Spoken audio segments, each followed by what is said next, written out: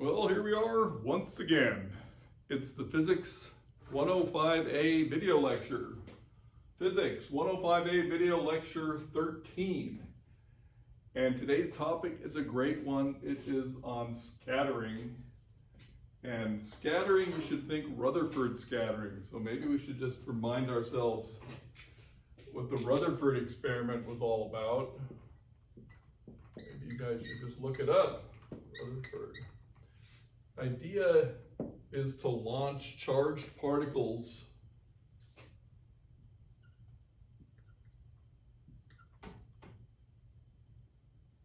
at a target, and the target was a gold foil, but the real target was the nucleus of the gold atom.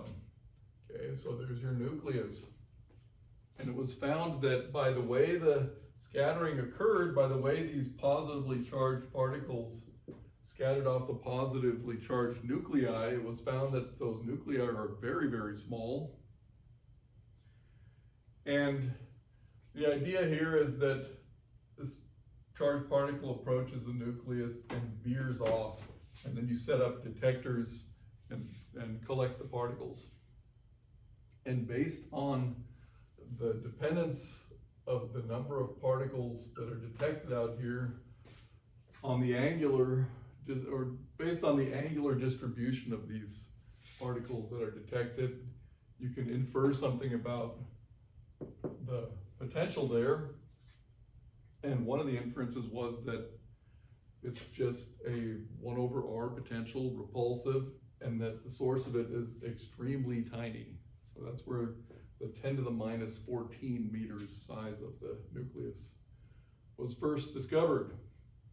Okay, so that's the scattering problem, and we want to set it up. It's a great section. We'll do this in 1 or 2 lectures, get 1 or 2 interesting homework problems out of it. In fact, we'll get the actual Rutherford formula out of it, which is itself worth the price of admission right there. Okay, so that's what scattering is all about, and let's just set up the scattering problem now. So I'll just put a couple of notes here. This is the nucleus.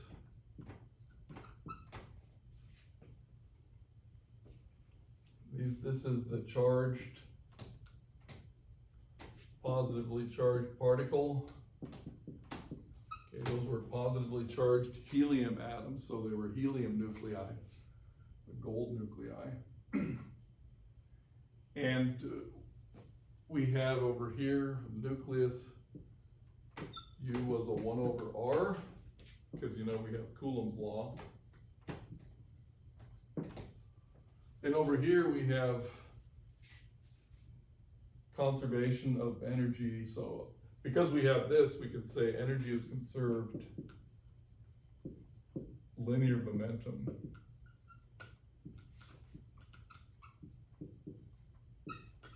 are conserved. Actually, let's say angular momentum, sorry about that. Energy, angular momentum are conserved.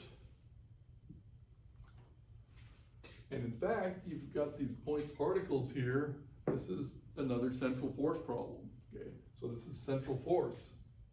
So it is right up our alley, and that's what we're going to set up and talk about.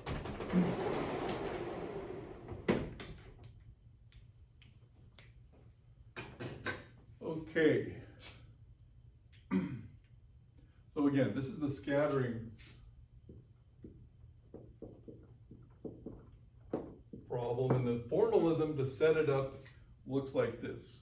We're going to have a center of potential right here. I'll just write center of potential so we can think of that as our origin, and I'm going to draw a horizontal line here.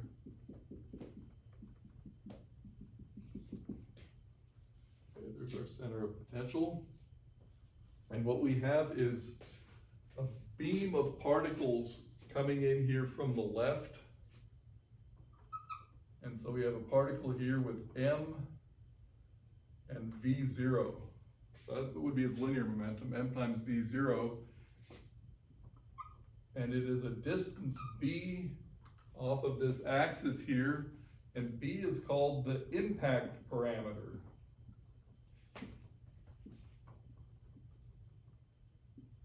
Okay, so B is the impact parameter, and this particle, I'll just give it a little arrow, it's headed over here. If there were no center of potential, this thing would just blow by all the way. But in fact, we're going to have a repulsive force, and so just as in the picture up there, it's going to veer off. Okay, it's going to be repelled and veer off up to the right. So it comes in from infinity, so I'll just write MV0 approaches from infinity, and it's going to be deflected here, and it's going to scatter out to infinity as well. So let's try to draw that trajectory. Freehand here, so it's going to come in, veer off. So it has a point of closest approach. Okay. And we'll be using plane polar coordinates. That will be the point of closest approach will be the minimum distance, r sub min. And there's an angle here I'm going to call phi sub 0. And based on our central force formalism, we know that the other angle here, so from infinity to r min sweeps out phi sub 0, and then from r min back out to infinity is going to be symmetric. Okay? That's something we proved before. So this phi naught is here as well.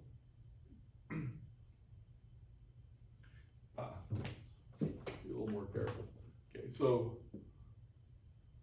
we've got that going asymptotically up to there, so the phi naught that I was going to draw and claim symmetry for is that one right there. Okay. So there's another angle that we're going to name theta. These two, or this one angle here, we're going to be able to calculate from our central force problem, or reduce it to the central force problem, and we see that phi naught plus theta is equal to pi. Okay. So we have for these angles the relation 2 phi naught plus theta is equal to pi. This we could call the scattering angle. Okay, so that's the center. I'll write center of potential here.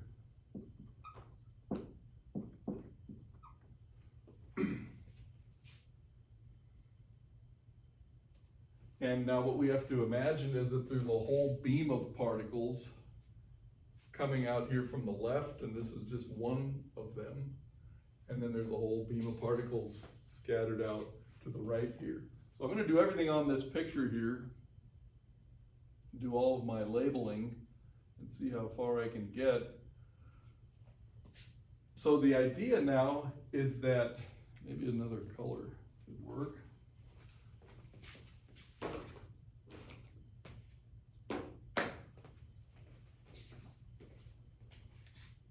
There would be a certain number of particles with identical conditions. And since we have this axis here, we have a little annulus. So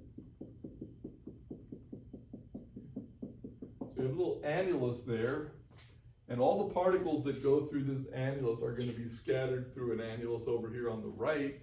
A little harder to draw, but the idea is that you would have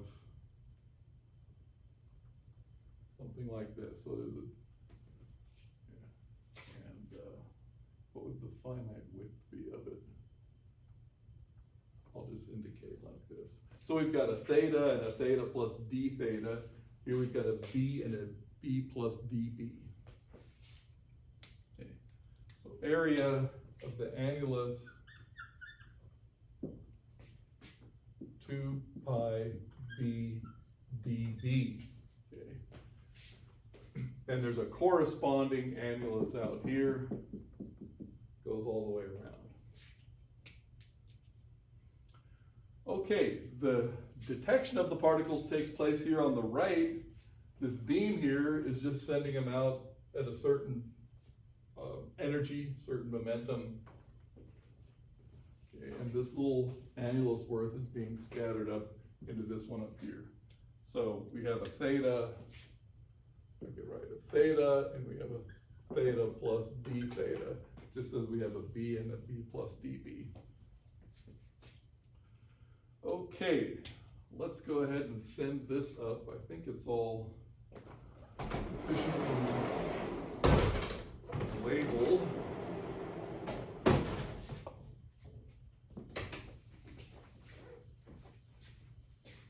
Okay, so now working with this drawing up here, we're going to define what's called the differential scattering cross-section. And we'll start with the left side of the picture. So the differential scattering cross-section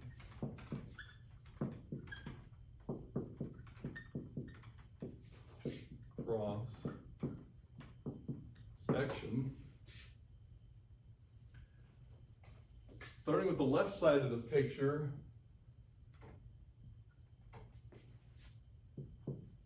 it has the dimensions of an area. So we're just going to say 2 pi b db.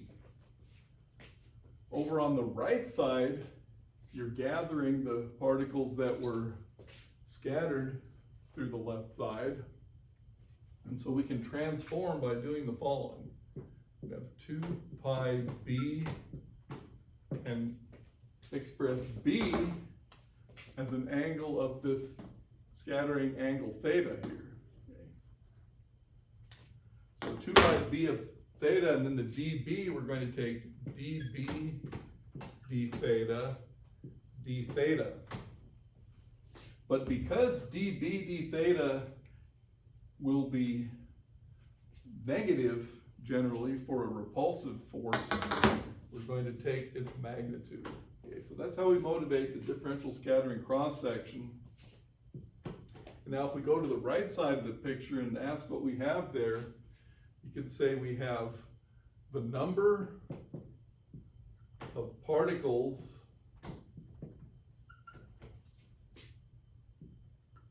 per unit time that are scattered through this angle theta and theta plus d theta.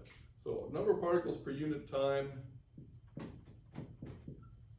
scattered between theta and theta plus d theta, and that'll be divided by the number of incoming particles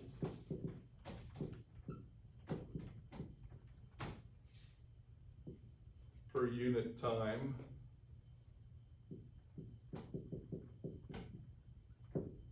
per unit area.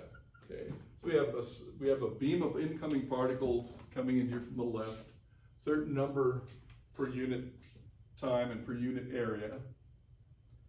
That's in the denominator. In the numerator, we have the ones that are scattered out there. And this definition has the dimensions of area. Okay, you cancel numbers of particles, you cancel per unit time, and you end up with 1 over area. Okay, so this has the correct dimensions of area, and that's because it came from this area of this annulus, but of course you're making your measurements out here to the right. Okay. What you do know about the incoming particles is the energy that is given to them, okay, as they're launched out there from infinity. Okay, so there's our definition of the differential scattering cross-section.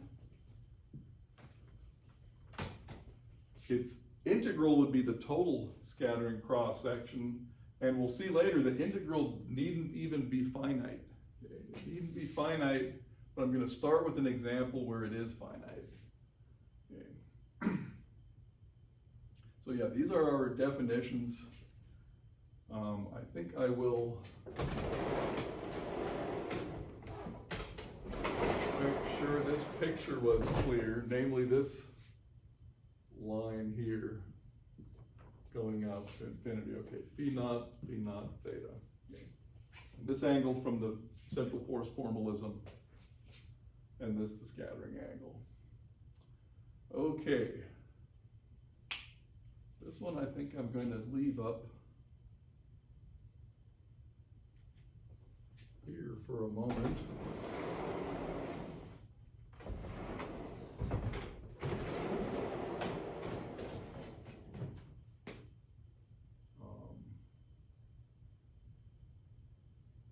Actually, here's what I'm going to do. Let's put this definition in here, and then we'll have a board we can keep up there. So good, we have this d sigma equals 2 pi b of theta, db d theta, magnitude d theta.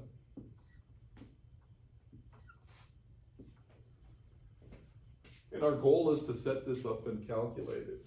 Now the example I have to start off with is not some Rutherford problem, but actually a hard sphere. So we can imagine we're bouncing BBs off of a bowling ball, say.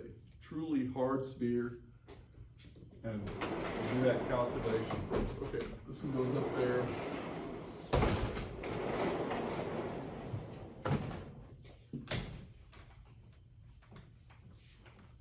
So this example is the hard sphere. This one gives the whole proof of concept.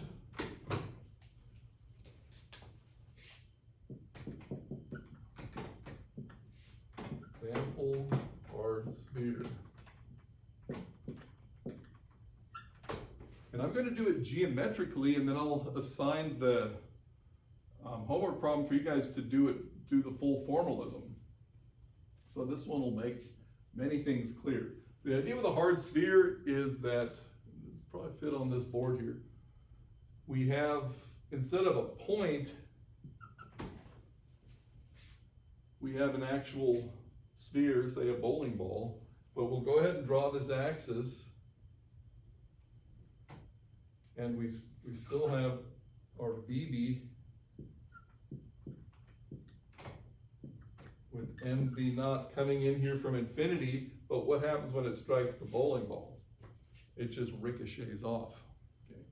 So this thing is coming in, it's not veering off, it makes contact right here, and then that angle phi naught that we were going to calculate before, we actually see it purely geometrically. And then this thing is going to ricochet off like that.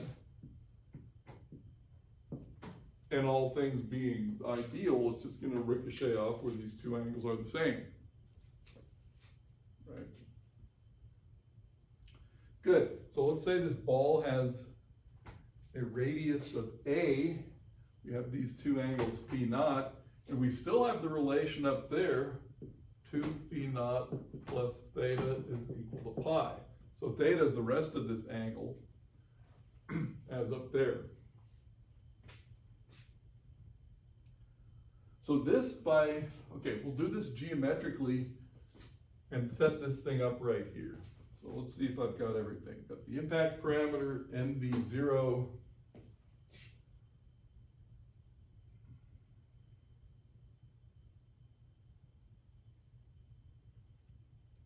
Yes. So far, so good.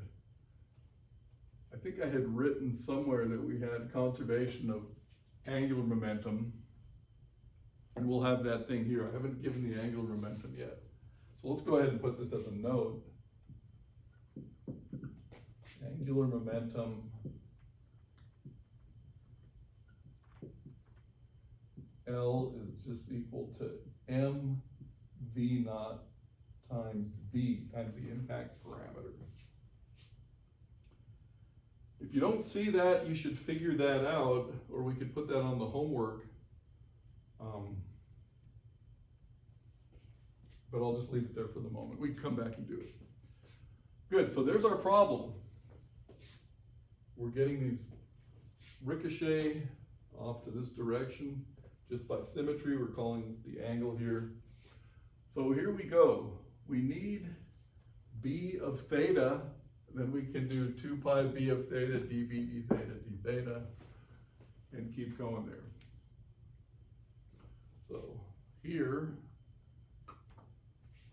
we're looking for d sigma equals 2 pi d of theta d theta, 2 pi b of theta d b d theta theta. And what do we have for b of theta? We have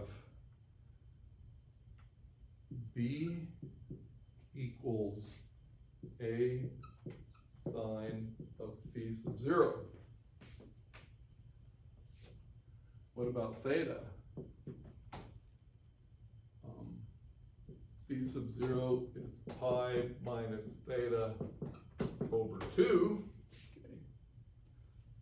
So we have a sine pi over 2 minus theta over 2 equals a sine pi over 2 cos theta over 2.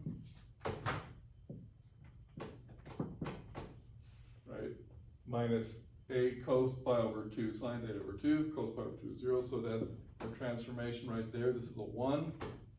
So b is equal to a cos theta over 2 db excuse me, db d theta is equal to minus a sine theta over 2 times a half. Since we need the magnitude there, we have a over 2 sine theta over 2. Okay, so the rest shouldn't be any problem at all. So d sigma is equal to 2 pi a cos theta over 2, a over 2 sine theta over 2 is equal to pi a squared sine of theta.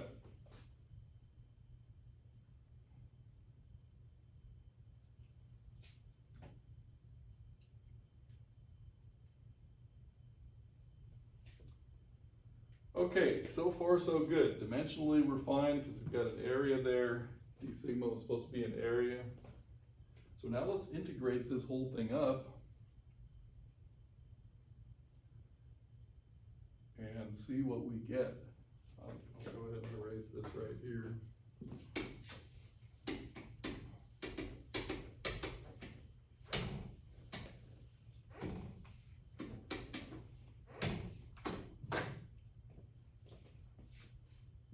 So sigma total. And oh, by the way, I could have had a d sigma here, a d theta. D theta. Okay. We're gonna take pi a squared integral sine of theta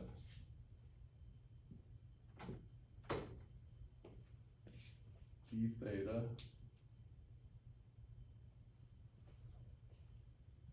0 to pi. Actually, let's make sure.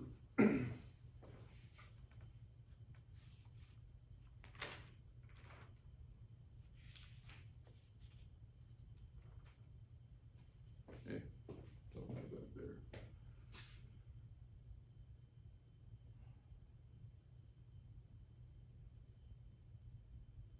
Okay, let's see. I had the 2's canceling. Got the a squared, I had a pi cos theta sine theta over 2. So this must be pi over 2.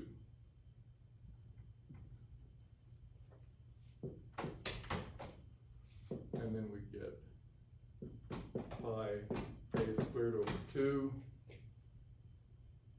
minus cos theta 0 to pi equals pi a squared. Yes. Okay, so in this case, the total scattering cross-section is in fact just the geometrical cross-section of this bowling ball that we had here. Now, in the case of some force law that extends much, much further out than this one right here, we are not even going to be able to integrate this up.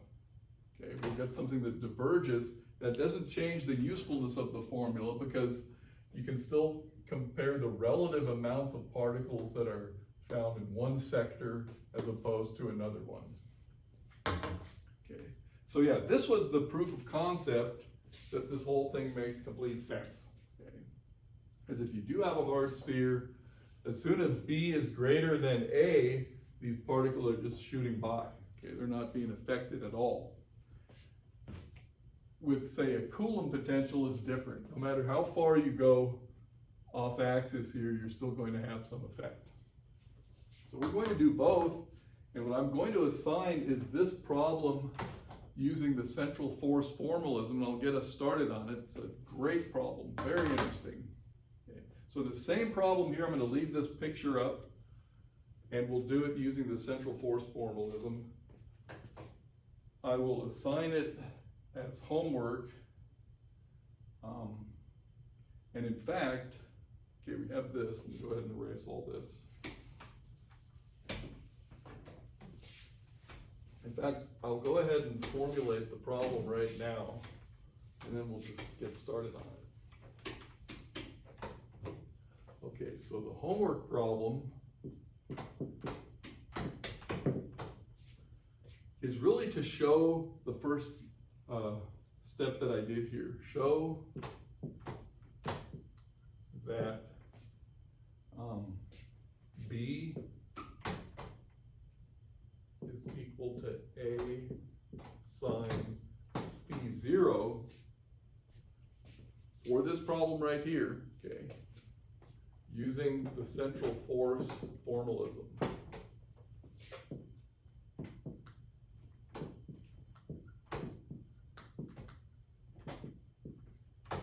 Yeah, what does that mean?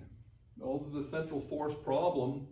This particle is free here, but it's clearly a central force because when it's at the point of impact that we can call it a central force, okay? At the point of impact, it's the force between the ball and this thing right here, and the force is normal to the surface of the ball. So it definitely can be done with the central force formalism. And what we're then actually going to be trying to show, put here, i.e. phi 0 is equal to the inverse sine of B over A. Once you get to here with the central force business and show this inverse sine,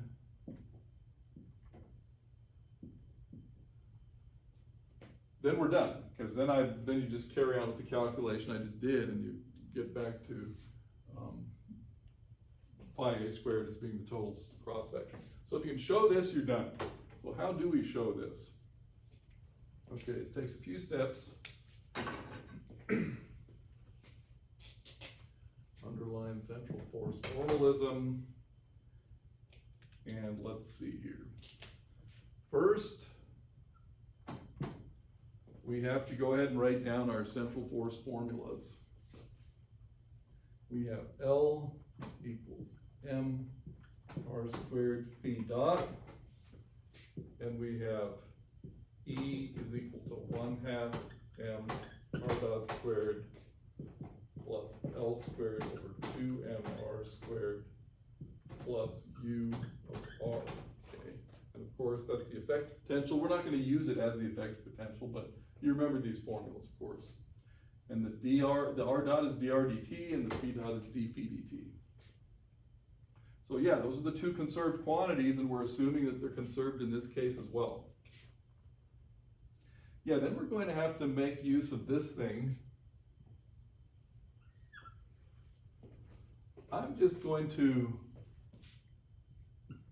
write homework here as well. It's just to make clear to yourselves that this is really the case. You know, if a particle here were to blow by, then at the point when it's this distance away, or we could use a larger impact parameter. If it were to move by right here, at the point where it crosses this axis, it's clear that its angular momentum is mvb, right? It's the momentum times the distance from the center here. And since it's conserved, it was that the whole time. If you want to set up your cross products, you'll get the same answer, of course. Okay, so make sure you see this, because we're using it. Good. What's the next step? In fact, I'm going to use all four now.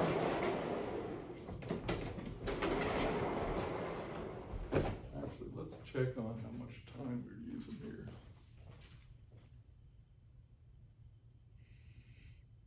Longer than I wanted. Well, we've got nothing but time.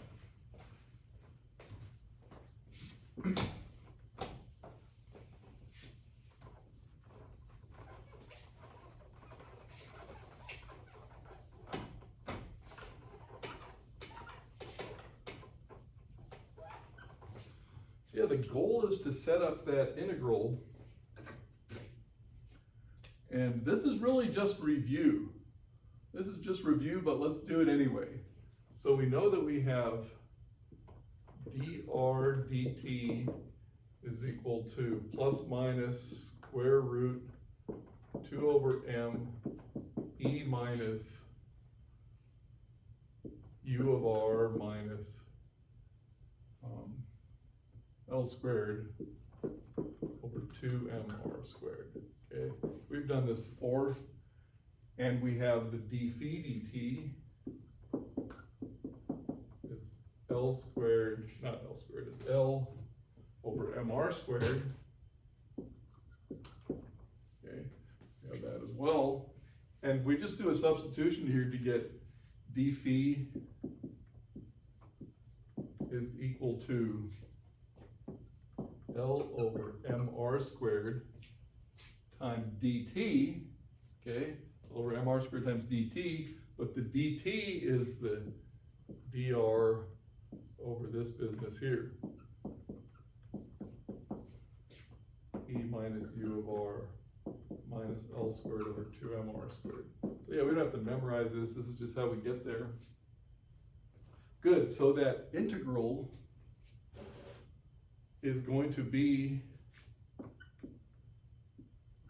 phi naught is going to be the integral here when I get this on the right side.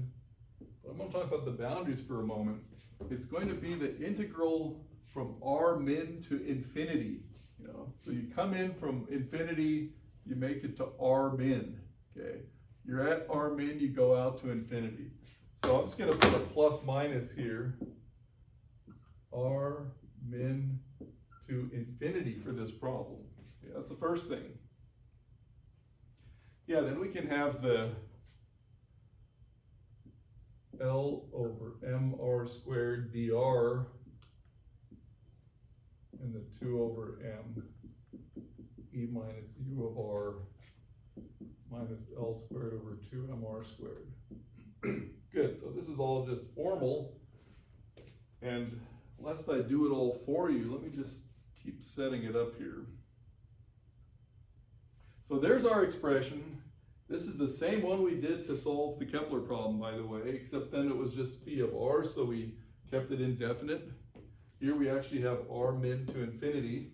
That's important. Plus minus, we'll take whatever sign is best for us, okay? Incoming, outgoing. Now, so this is what we're going to work with, but we're going to put it into a simpler form. Okay, so there's that, and now I have to put some important notes here. And the close parentheses right here. So, important notes. Homework, show that so-and-so, good, we have this. So the very important notes are that we're making substitutions now. So substitute, well, I've got that one up there, L equals, not that one, mv0b. Okay, so that'll be a substitution that goes in here. You've got L here and here. We have energy. Didn't talk about this yet, but the idea is this thing is coming in from infinity, and out at infinity, and that's true for the Rutherford case as well, out at infinity it only has kinetic energy. So its conserved energy is just the kinetic energy. So E is equal to 1/2 m v0 squared. V0 is the speed it has coming in from infinity. So that is a substitution there. Now U of R, this is the best. U of R is equal to 0 for R greater than 0 and infinity for R less than 0. We've talked about these hard sphere type of potentials a number of times in the class, and this is a real case for it. What this means is it's actually very good for our calculation, because U of R is identically 0 all the time, except when the BB is inside the bowling ball, which is never. Okay. So in fact, for our integral here, we're going to go to integral, I'll leave a plus minus here, L over mr squared dr, etc. Our boundaries of integration are going to be from A to infinity. R min is equal to A. And when we plug in 0 U of R, we just literally plug in a 0. Okay. Because we're going from A to infinity, U of R is identically equal to 0. So U of R identically equal to 0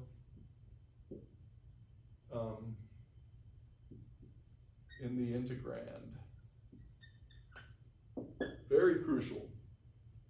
So what happens is you have just a few transformations. You have to do all of these.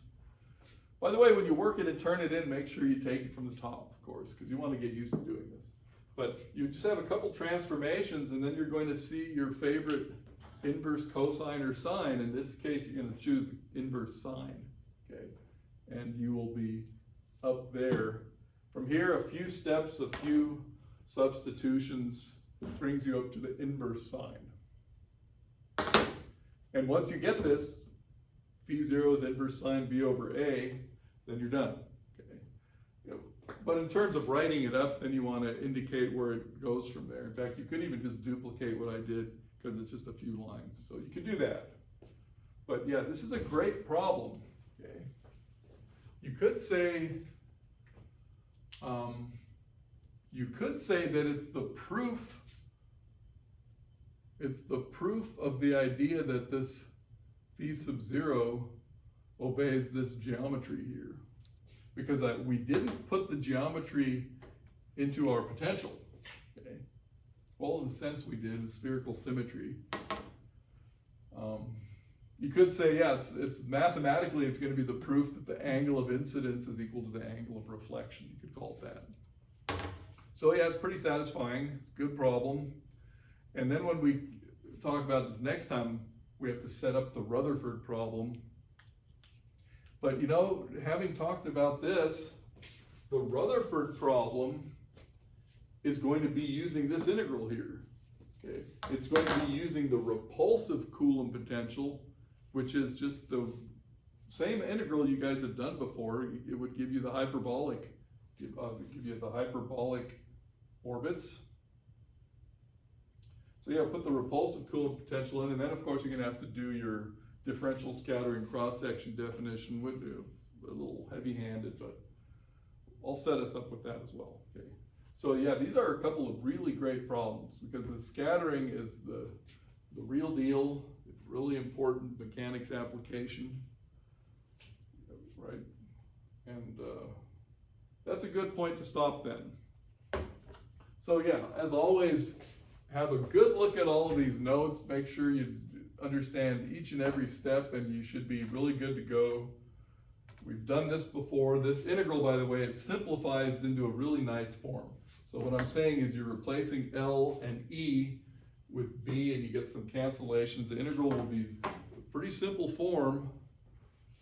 And then it simplifies even more because u of r is identically equal to 0 in the integrand, and then you're ready to go. Okay, good, we'll call it right now. Enjoy this problem, and next lecture we'll talk about the Rutherford problem.